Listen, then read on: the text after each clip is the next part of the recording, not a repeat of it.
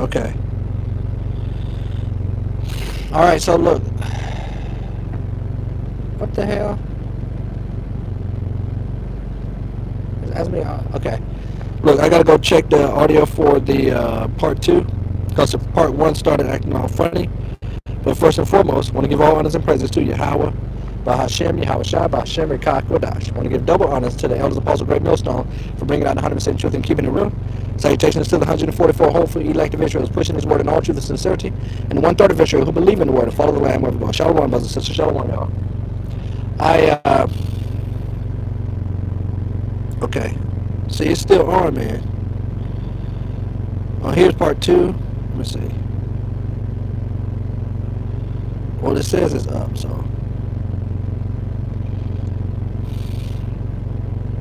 Damn it, the phone overheated. And, you know, that's another one of these things with Esau's wicked ass kingdom. They don't know shit be working properly. And they think they the damn shit. But I don't even see it, man. But anyway, we're gonna bring it out. Okay, good. That's hey, shalom, brothers and sisters. I'm glad. Okay, there we go. So that everybody can see it. Okay, good. I can't find it. So anyway, let's get into it, man. We're gonna bring it out hot and heavy because the battery's gonna go die now, and I got the air conditioner blowing on this motherfucker to see if I can stop it from doing that. It's just the devil. That's all. So anyway, I want to bring out Job, chapter 10, verse 21. I probably was a little long-winded anyway in the last one. Job chapter 10, verse 20. It says,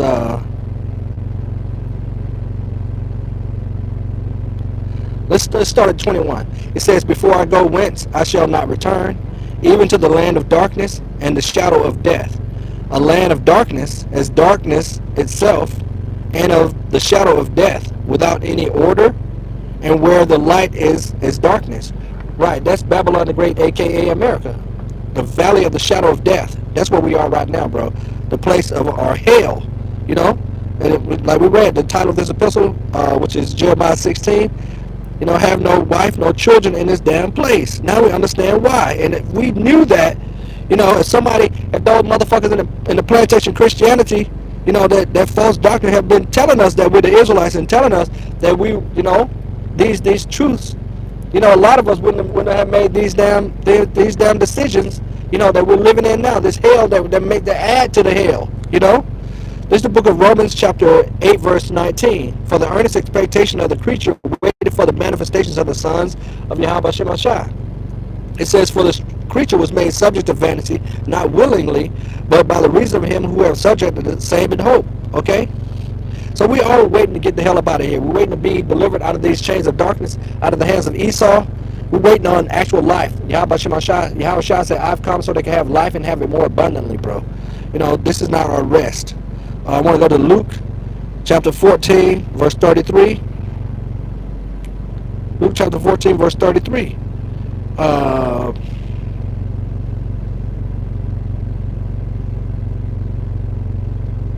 Okay. I want to start up right here. To Luke chapter 14, verse 26. If any man come to me and hate not his. Yeah, that's perfect. All praise to Yahweh Shemashah. If any man come to me, right, when we understand now that we're the Israelites, when we understand now we're in the hands of our enemies, if we understand now that this is not our rest, when we understand these things, you know, 1 Kings chapter 8, verse 47, we're going to return to the Lord. We're weeping, with mourning, with supplication. We're going to return to the Lord and ask him to please forgive us. To please come and deliver us out of the hands of our enemies, out of these chains of darkness. So if any man come to me and hate not his father and mother and wife and children and brethren and sister, yea, in his own life also, he cannot be my disciples, right? You can't have anything else before Yahweh Shemashah, bro, in this world. That's all we're trying to say, you know, through the spirit of power, Yahweh Shemashah. And whoever does not bear his cross and come after me cannot be my disciples. Because everything now, our whole mindset is geared to getting the hell up out of here. Our whole mindset is geared to be covered by the blood of the Lamb, to have mercy in these last days, you know. It says, for which of you intended to build a tower sitteth not down first and counteth the cost, whether he have sufficient to finish it. Right, you know, making ourselves a living sacrifice, being all in, and they love not their lives unto the death. least happily after he had laid the foundation and is not able to finish it, all that behold it began to mock him, saying, this man began to build and was not able to finish. Or what king going to make war against another king sitteth not down first and consulted whether he be able with 10,000 to meet him that cometh against him with 20,000? Or else, while the other is yet a great way off, he sendeth an ambassador and besiege conditions of peace. So likewise, whosoever he be of you that forsaketh not all that he have, Lord have mercy, low battery, everything, I'm telling you. So likewise, whosoever he be of you that forsaketh not all that he have, he cannot be my disciples. So, man, just like right now, trying to do an epistle, all kind of shit, breaking all this shit with the live stream. You know, it's just unstable. Motherfucking phone overheating, damn car. You know, these old ass cars and shit. We're slaves here. This is not our rest, bro. Everything is fucked up. Everything is against us in this world. So yeah, when we hear that we're the Israelites and we seek a better country, you know, we have that understanding. You know, we're not here to try to build up a no damn community and all that crazy ass shit up in here. Let's go to Ecclesiastes in the Bible, chapter 3, verse 16. It says, and moreover, I saw under the sun, because I keep paraphrasing this scripture. You know, and moreover, I saw under the sun the place of judgment, that wickedness was there, and the place of righteousness, that iniquity was there. That under the sun is the place of judgment. This is our captivity. This is our punishment for worshiping other gods, you know, not seeking the one true living God. You know, and now we're living that. We're under the curses. You know, our wives going to be whores in the street. You know, our children are going to be laying at the head of every street. They're going to be brute beasts in this damn wicked ass place, bro. But the Lord is going to come and heal us. He's going to come and fix us, man. He's going to change everything. So yeah, the brothers in the good spirit, man, to say, you know what? You know, like I was saying, we got to think of this thing as more spiritual. That everybody we see here are just spirits, you know, in this flesh. And the spirit, when the spirit dies, it goes right back to Yahweh Shemashah. But the Lord's got He's got something way better than what we have here in this world. So at this present time, we're seeking out our own salvation with fear and trembling. We're trying to get the hell up out of here, bro. This is the book of Job, chapter 4, verse 7. Remember, I pray thee, whoever perished being innocent, or where was the righteous cut off? Right? Even Job's own children. Job used to would give a sacrifice for his children, man, because they out there partying. They got a drunken revelry. I think they were throwing birthday parties and shit. And Job would give sacrifices. And what happened? Job, all his children got killed. But he said, the scripture speaks about how the end of Job was better than his beginning. Okay? We have to have that mindset. Job as the elect, representation of the elect, bro. That we're going to get all this back. Our kids and everything's going to be back in order in the kingdom of heaven. So this is not our rest, bro. And we read that Ezekiel. I want to get this again. So Job chapter 4, verse 7. One more time. Remember, I pray thee, whoever perished being innocent, or where were the righteous cut off. Don't forget, this is the place of punishment. This is the place of judgment. So when somebody get cut off, somebody get, you know, judged, even if it's your own family member, understand that. Okay? I want to go to the book of Ezekiel chapter 18, verse 20. The soul that sinneth, it shall die. Okay? The son shall not bear the iniquity of the father, neither shall the father bear the iniquity of the son. The righteousness of the righteous shall be upon him, and the wickedness of the wicked shall be upon him. So we don't know who our own children are. We don't know who our wives are, what they did in their past life. You know, we don't know what they're here for, to be judged, and how they're going to be judged. We don't know if they're going to be delivered or how they're going to be delivered.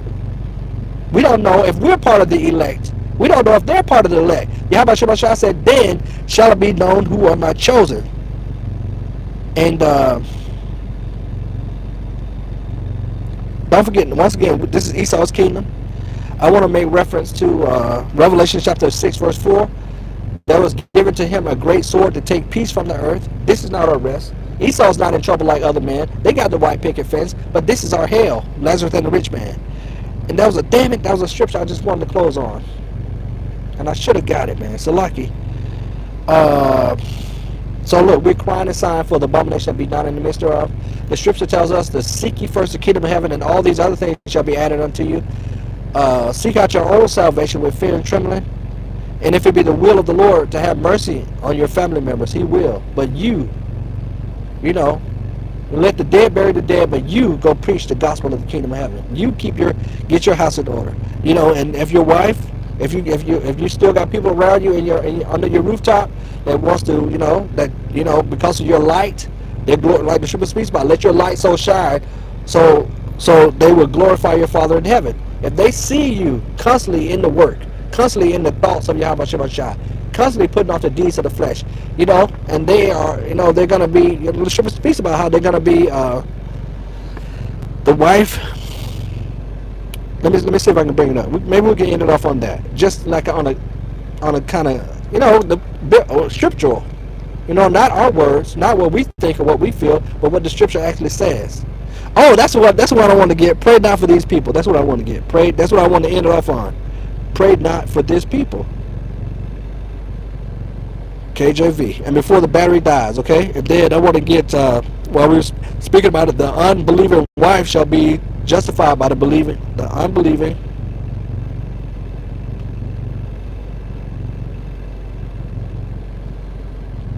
Yeah, because, because they see they see Yahweh Shemashah on you, and then they start to gravitate toward that living, that righteous living. They start to gravitate toward saying, God willing, tomorrow we'll do this and that. They start to gravitate because of you, okay, if they live under your own household. Or, they got to take hold of Esau, do as thou wilt spirit. They got to take hold of that child support spirit out here. They're going to take hold of that divorce spirit out here, and they're going to leave your ass, because the scripture says the just is an abomination to the wicked, and the wicked are an abomination to the just. Like my woman got the hell on. My so-called sweet thing on the side over here, she don't want to stay with me. No, she want to be out here with that do as thou wilt spirit. She want to be out here being her own independent woman, even though she always asking me for some motherfucking money and shit, living with her husband's son. This shit getting on this shit's getting old itself, bro. So I'm I'm like, wait a minute, I'm tired of this shit. I'm tired of this shit too, Talking about you gonna eat some shellfish and shit like that. I think it's time for somebody. I think Yahweh Shemashah is showing that constantly being cutting things off, constantly being more separate and holy from this wicked world, bro, and people in their own lives, bro. This is the book of 1 Corinthians chapter 7, verse 14. For the unbelieving husband is sanctified by the wife, and the unbelieving wife is sanctified by the husband. Else were your children unclean, but now are they holy. Why? Because they live under the same roof. It says, but if the unbelieving depart, let him depart. A brother or a sister is not under bondage in such cases, but Yahweh Shemashah has called us to peace. Right? The Lord has called us to peace. Let me see if I can get that in the blue letter real quick, in a good news copy, before the phone dies, man, or whatever the hell it's gonna do. And I want to get another scripture too. Hold on, paste. Let's see if we can get this in the NIV. 1 Corinthians 7, and let's start at 12 in the NIV. No, let's do the NLT, okay? 7 and 12. 1 Corinthians 7 and 12. Now I will speak to the rest of you, though I do not have a direct command from the Lord. If a Christian man he has a wife who is not a believer, and she is willing to continue living with him, he must not leave her. Okay, right? Hey, that's right. Because now we've been trained, we've been changed, we've been reborn. So now, you know what? Like I said before, I'm gonna do my very best to treat the woman that I'm with as if she's a virgin, kinda. Unless she start doing crazy ass shit, Like I was saying, man, she going off and shit, but you're not living with me. That's a difference. You're not under my rooftop. So who knows what the hell your ass doing? So is she my woman or not? It says, and if a Christian woman has a husband who is not a believer, or he is willing to continue living with her, see? She must not leave him. Living with her, not just a side piece, coming up once a week or something. That's not the same thing, bro. It says, 1 Corinthians 7:14, for the Christian wife brings holiness to her marriage, and the Christian husband brings holiness to his marriage. Otherwise, your children would not be holy, but now they are holy. Right? You're going to bring that light under that housetop. You're going to bring that light and that order. Because of the way you're living, you're going to be like, they're going to see your light shining and glorify your Father in heaven, if it be the will of the Lord, if he shows them mercy, if he opens up their mind to see that, bro. But you still, got them demons out here. The rebellious children out here. But if the husband or wife who isn't a believer insists on leaving, let them go. In such cases, the Christian husband or wife is no longer bound to the other, for Yahweh Shemashah has called you to live in peace. Okay? It says, verse 16, don't you wives realize that your husbands might be saved because of you? And don't you husbands realize that your wives might be saved because of you? Each of you should continue to live in whatever situation the Lord has placed you, and remain as you were when Yahweh Shemashah first called you. This is my rule for all the churches.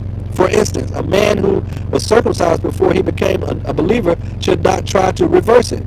And a man who was uncircumcised when he became a believer should not be circumcised now. For it makes no difference whether or not a man has been circumcised. The important thing is to keep Yahweh Shemashah's commandment. Yes, each of you should remain as you were when Yahweh Shemashah called you. You are a slave. Don't let that worry you. But if you get a chance to be free, take it. And remember, if you were a slave when the Lord called you, you are now free in the Lord. And if you were free when the Lord called you, you are now a slave of Yahushua. Okay? We're going to leave it right there. But that was 1 Corinthians chapter 7, verse 16 on down in the NLT, if anybody want to go read it. And like I said, we're going to close it out. We're going to simply close it out, man. And the Lord willing, this epistle was edifying and exhorting. We're going to close it out with Jeremiah chapter 7, verse 16, bro. Therefore, pray not for this people. Neither lift up a cry, nor a prayer for them. Neither make intercession to me, for I will not hear thee. And because it's about that time. It's time for the Lord to work, because they have made void thy law. And there's these people out here in the world, like once again, the scripture even said those of your household would be, your own enemies will be those of your household. So it's not going to be peaches and cream out here, bro. But who is my mother, my brother, my sister? Those that do the will of the Lord, Yahweh Shemashah. But I can't forget to put the brother's epistle up here on the live. And Lord willing, once again, this was edifying and exhorting. Have no children in this place. And it was from there was a land back off the brother Ark of Judah. So long, Jake, or is he justified? Shalom, brothers and sisters. The water everybody for swinging by. Shalom. Let me see what brother got. Anybody got any scriptures on here? I thought I saw one. Did he put the chapter and the verse though? Yeah. That's the brother John. This the brother Issachar serving Yahweh Bahashem Yahushai.